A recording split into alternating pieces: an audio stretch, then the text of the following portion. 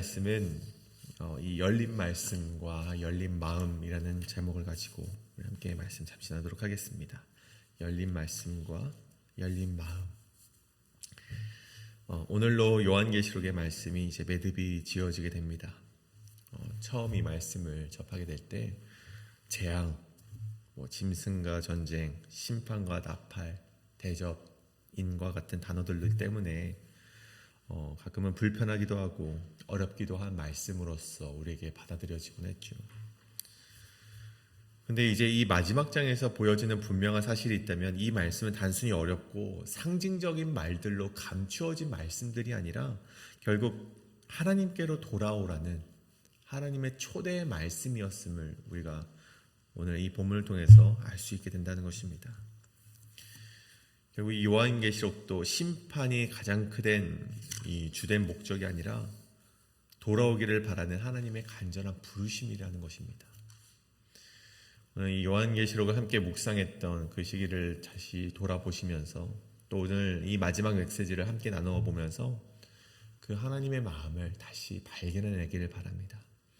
그래서 이 말씀에 따라 여러분이 인생에 어떠한 결단을 가지고 살아가야 하는가, 또한 이 시간 잠시 묵상하실 때 하나님이 주시는 마음을 마음에 품으시고 또 하나님의 말씀대로 살아갈 수 있는 우리 여러분 되시길 간절히 소원합니다.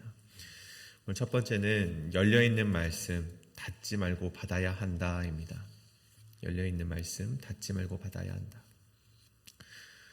세례 요한은 오늘 본문 10절에 보시면 천사로부터 한 가지 명령을 받습니다. 그것은 바로 이 두루마리의 예언의 말씀을 임봉하지 말라, 때가 가까우니라 라는 것이죠. 저는 이 말씀이, 이 명령이 요한계시록 전체를 아우르는 말씀이라고 저는 생각을 합니다. 이 말씀은 이 구약의 묵시문학이라고 불리우는 다니엘서가 있죠. 이 다니엘서의 내용과 완전히 대조되는 말씀입니다. 다니엘서 12장 4절에 보면 이런 말씀이 기록되어 있어요. 다니엘아, 마지막 때까지 이 말을 간수하고 이 글을 봉함하라, 봉인하라 라는 것이죠. 하지만 오늘 말씀 10절에 보면 이 말씀을 봉인하지 말라, 임봉하지 말라라고 되어 있습니다. 완전히 반대되는 말씀이죠. 이제 더 이상 계시가 감추어 있지 않고 열려있는 시대, 곧 종말의 시대인 것을 오늘 말씀이 보여주고 있다는 것입니다. 여기서 임봉하다, 스프라기조라는 말은요, 단순히 닫다라는 의미를 넘어서 접근이 불가하고 해석이 제한된 상태로 감추어진 것을 의미합니다.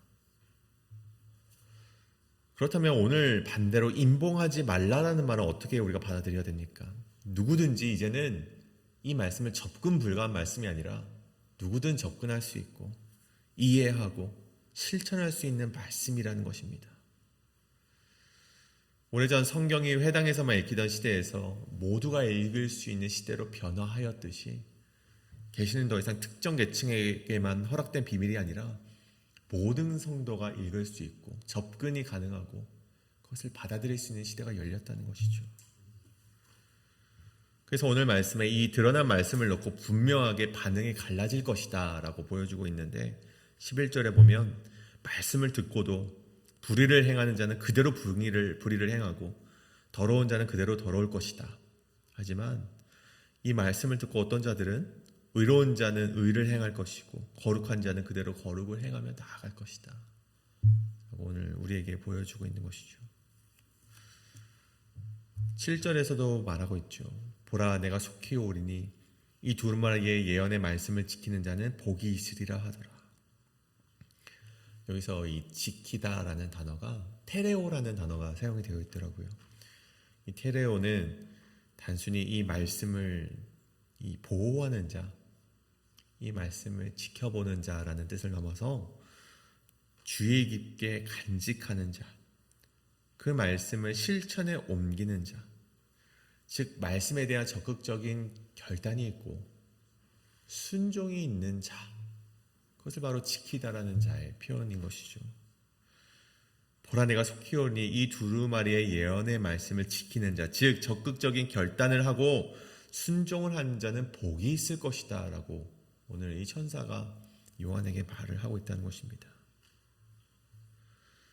결국 오늘 요한계시록의 수많은 상징들 그리고 알레고리컬한 말들은 정말 우리가 이해하지 못하게 막아서는 그런 말씀들이 아니라 결국 우리에게 열려있는 말씀인데 그 열려있는 말씀을 통해서 너희가 순종을 할 것이냐 아니면 여전히 너희가 죄악 가운데 살아갈 것인가 그것을 우리에게 선택하라는 그런 말씀인 것입니다. 그래서 말씀을 듣고 결단하고 순종을 하면 12절에 보십시오. 내가 줄 상이 내게 있어 행한 대로 갚아주겠다고 말씀하시는 것입니다. 물론 그 반대도 마찬가지죠. 듣고도 불의를 행하며 더럽게 살아간다면 그에 걸맞는 행위대로 갚아줄 것이다 라고 또한 말씀하고 있는 것을 보게 됩니다. 하지만 여러분 요즘 시대에는 어떻습니까? 말씀이 열려있지만 여러분 무엇이 닫혀 있습니까? 여러분 우리의 삶이 닫혀 있는 것은 아닌가 우리가 한번 되짚어보자는 것이죠.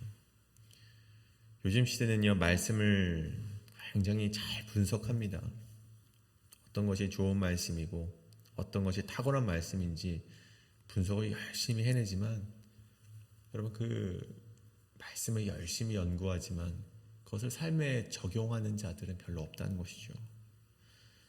삶의 결정적인 선택 앞에서는요 이 말씀이 우리의 삶에 들어오는 것을 접근 불가하는 임봉시켜버리는 자들이 굉장히 많이 있다는 것입니다. 그런 의미에서 10절 말씀은 오늘날 우리 신앙인들의 모습을 고발하는 말씀이라는 것이죠. 계시가 개방되어 있음에도 불구하고 말씀이 우리의 삶에 밝게 비추어져 있음에도 불구하고 그 말씀에 반응하지 않는 자들은 결국 비극을 경험하게 될 것이다. 그 말씀 오늘 본문의 말씀인 것입니다. 여러분 우리가 살아가는 이 종말의 시대에 좋은 교회라고 말하는 교회들이란 어떤 교회들입니까? 시대를 관통하고 마음에 울림이 있는 설교자가 있는 교회가 좋은 교회입니까? 한 사람 한 사람을 향한 배려가 준비되어 있고 최대한 편안하게 신앙에 집중할 수 있도록 도와주는 교회가 좋은 교회일까요? 우리에게 때로는 필요한 인맥을 제공해주고 나의 죽음을, 나의 장례를 책임져 줄 만한 신뢰를 주는 교회가 좋은 교회입니까? 여러분 그 무엇보다도 좋은 교회란 말씀이 선포되고 그 말씀에 따라 반응하는 자가 많은 교회가 좋은 교회일 줄로 믿습니다. 말씀에 따라 의로운 행위들이 가득하고 거룩해지기 위해서 노력하는 교회. 그리고 그것이 무엇인지는 말씀에 내 삶을 빗대어 본다면 알게 되겠죠. 그러한 의와 거룩이 행해지는 교회, 말씀에 따라서 살아가고자 노력하는 교회가 좋은 교회일 줄로 믿습니다. 여러분 우리는 말씀을 임봉하는 자가 되지 않기를 소원합니다. 말씀을 듣고 그 말씀대로 행하는 사람들을 하나님은 찾고 계시다는 것이죠. 오늘 이 말씀을 보면 14절에 자기 두루마리를 빠는 자들은 복이 있으니 결국 이 말씀을 임봉하지 않고 말씀을 듣고 의를 행하고 거룩하게 사는 자들을 말하는 것이죠. 그 자들은 생명나무에 나아가게 될 것이다 라고 말을 하고 있습니다. 여러분 생명나무가 무엇입니까? 여러분 창세기에서 우리 인간을 대표하는 아담이 여러분 선악과를 따먹고 나서 하나님께서 뭐라 말씀하십니까? 이 생명나무도 이 손을 댈까봐 그것을 천사가 이제 다가서지 못하게 막아섰다라고 말을 하지 않습니까? 근데 이제는 여러분 이 시대는 생명나무에 나아갈 수 있도록 하나님께서 열어두셨다는 것입니다. 우리가 말씀대로만 살아간다면 오늘 요한계시록의 말씀처럼 이제는 회개하며 자기의 두루마기를 빠는 것처럼 정결하게 살아가기만 한다면 너희가 이제는 생명나무에 나아갈 수 있도록 내가 길을 열어두겠다. 그렇게 약속하셨다는 것이죠. 하나님께서는 이제 말씀을 듣고 말씀을 행하는 자로 살아가기를 우리에게 결단을 요구하고 계심을 보게 되는 것입니다. 오늘 우리가 그 한 사람이 되어서 이 종말의 시대에 의와 거룩을 향해 우리가 주저하지 않고 나아가시는 저와 여러분이 되시기를 간절히 소원합니다. 그다음에 두 번째는 무엇인가? 이 경고 속에 담겨진 하나님의 마음을 발견해야 한다입니다. 경고 속에 담겨진 하나님의 마음을 발견해야 한다. 앞선 말씀을 따라 살펴보면 이 종말의 심판은 각자의 행위에 따라 정밀하게 평가되고 그에 따라서 누군가는 상이 주어지고 누군가에게는 벌이 주어진다는 것을 보게 되었습니다. 이것이 요한계시록을 관통하는 중요한 주제이고 성경에서 일관되게 강조하는 하나님의 성품인 것이죠. 그런 하나님께서 오늘 말씀에 무엇을 말씀하십니까? 13절에 나는 알파와 오메가요 처음과 마지막이요 시작과 마침이라. 근데 결국 하나님의 심판은 이 요한계시록을 통해 보여주는 그 심판은 처음과 마지막이고 알파와 오메가이신 하나님께서 이미 만세전에 계획된 심판이었음을 보여주고 있다는 것입니다. 그러면 그런 심판 앞에서 두루마기를 빠는 자들은 복이 있다는 말씀이 무엇입니까? 자신의 더러움을 인정하고 회개라는 빨래를 결단하는 자들은 복이 있다는 것이죠. 오늘 옷이 깨끗하게 되는 그 예를 들어서 말씀하셨지만 이 죄를 씻어야 한다는 연상기법은 결국 정결과 거룩으로 나아가는 자들에게 복 주시기를 원하는 하나님의 마음이 담겨 있다는 것입니다. 그리고 이와 반대편에 서 있는 자들을 보십시오. 15절에 기록된 자들, 개들과 점술과 음행자, 살인자, 우상숭배자, 거짓말을 좋아하며 지어내는 자. 이 죄악들은 단순히 하나님이 싫어하는 자들을 쭉 나열한 것이 아니라 결국 하나님의 계시된 말씀을 듣고도 끝끝내 돌이키지 않는 자들을 가리키는 것으로 보셔야만 한다는 것이죠. 14절 빗대어 결국 오늘 결론 지어보자면 우리는 무슨 옷을 입고 있는가? 그것을 한번 질문해 보아야 한다는 것입니다. 나는 더러운 그 두루마기를 빠는 자로서 정결하게 살아가기로 결단한 자인가? 아니면 여전히 오염된 말씀을 듣고도 오염된 옷을 입고 살아가는 자인가? 오늘 그것을 한번 되돌아보라는 것입니다. 그리고 그에 대한 하나님의 답은 반드시 너희는 깨끗한 옷을 입어야 한다는 것이죠. 17절의 말씀을 보십시오. 성령과 신부가 말씀하시기를 오라 하시는도다. 듣는 자도 오라 할 것이요 목마른 자도 올 것이요 또 원하는 자는 값없이 생명수를 받으라. 이 말씀은 결국 성경 전체가 바라고자 하는 복음의 정점인 것입니다. 바로 직전까지 심판의 경고를 하시면서도 하나님께서는 오라라고 말씀하십니다.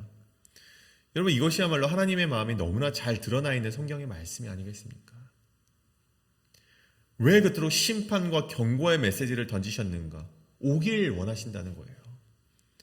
말씀을 들었으면 제발 좀 오고, 목마른 자, 갈급한 자들 모두 오고, 원하는 자들이라면 누구든지 값없이 와서 생명수를 받으라라는 말씀인 것이죠.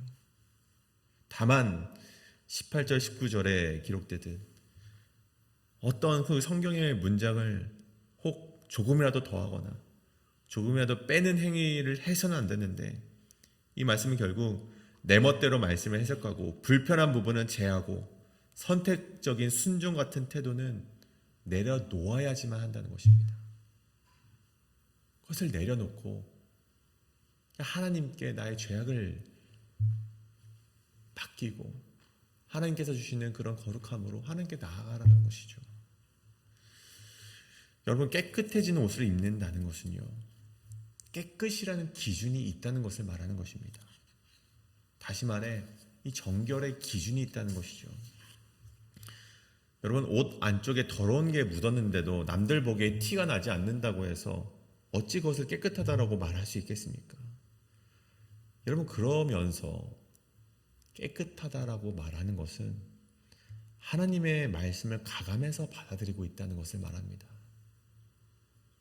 내 마음대로 편집해서 말씀을 듣고 이 정도는 깨끗한 것이겠지, 이 정도면 나아갈 수 있겠지, 그렇게 말씀을 선택해서 순종하고 그렇게 살아간다면 어찌 우리가 심판을 피할 수가 있겠습니까? 오늘 하나님의 그 마지막 초대의 순간에 하나님께서 마지막 경고가 무엇입니까? 18절 19절 말씀을 가감하지 말라. 내가 깨끗하게 오라고 했으면 그냥 빨아서 와라. 어떻게 빱니까? 예수 그리스도의 보혈의 피로써 빨면 되는 것입니다. 그냥 앞에만 우리가 있는 척하지 말고 깨끗한 척을 하지 말고 깨끗해져서 나에게 와라. 그럼 생명나무가 너희에게 있을 것이다 라고 하나님께서 말씀해 주는 것이죠. 사랑하는 여러분, 오늘 우리는 이 경고 가운데 하나님의 얼굴을 읽을 수 있어야만 합니다. 심판의 칼날 너머에 있는 하나님의 눈물을 바라볼 수 있어야 하고, 단호한 명령 속에 담겨져 있는 아버지의 눈물을 바라볼 수 있어야 된다는 것이죠. 말씀 앞에서 진실하게 회개할 것인가, 아니면 여전히 스스로 깨끗하다고 말하면서 오염된 옷을 붙들고 있을 것인가, 그것을 내 삶을 되돌아보면서 올바른 선택을 해내실 수 있는 여러분 되시길 간절히 소원합니다. 여러분, 오늘 이제 이 요한계시록을 마무리하게 됩니다. 우리는 수많은 시간 동안 이 상징과 환상, 심판과 영광의 말씀들을 함께 보게 되었죠. 그리고 오늘 그 마지막 장에서 하나님께서 우리에게 단 한 가지 묻고 계십니다. 말씀을 이렇게 환히 열리게 되었는데 그렇다면 너희는 열려 있느냐? 이 말씀을 받아들일 만큼 너희의 마음은 열려 있느냐? 우리에게 질문하고 계시다는 것이죠. 여러분, 빛이 아무리 강해도 창문을 내리고 커튼이 닫혀 있으면 그 빛이 들어올 수가 없습니다. 계시와 말씀이 아무리 열려 있어도 우리의 마음이 닫혀 있고 그것을 내 삶에 적용하기로 결단하지 않으면 그 말씀이 우리에게 영향력을 끼칠 수 없다는 것이죠. 그렇게 요한계시록의 오늘 이 마지막 말씀은 우리를 향한 위협이 아니라 간절한 초대로 받아들여야만 한다는 것입니다. 오라, 이 말씀은 결국 우리의 마음 문을 열라라는 말씀으로 받아들일 수 있다는 것이죠. 여러분, 하나님의 은혜는 닫힌 마음에 억지로 들어오지 않습니다. 그렇기 때문에 우리는 선택을 해야만 합니다. 말씀을 듣고도 닫힌 채로 살아갈 것인가, 아니면 열린 말씀 앞에 마음을 열고 반응할 것인가. 여러분, 말씀이 열린 이 마지막 시대에 우리 모두가 두루마기를 빨고 정결하게 하여서 성 안에 들어가는 자로서 아멘, 주 예수여 어서 오시옵소서 라고 고백하시며 나아갈 수 있는 저와 여러분이 되시길 간절히 소원합니다. 오늘 이 시간 이 말씀에 따라서 함께 기도하며 나아가실 때 하나님, 내가 하나님의 열린 말씀을 받아들일 수 있는 열린 마음을 허락하여 주시옵소서. 내 삶의 각박함과 내 삶의 문제와 내 삶에 가지고 어떤 그 고집과 아집을 통하여서 내 마음의 문을 닫고서 말씀을 받아들이지 못하는 인생이 아니라 우리의 말씀을 하나님 앞에서 활짝 열어서 내 두루마기를 빠는 마음으로 회개하며 정결함 가운데 나아가기를 주저하지 않는 그런 신앙인이 되게 하여 주시옵소서라고 이 시간 함께 통성으로 합심하여 기도하며 나가시겠습니다. 기도합니다.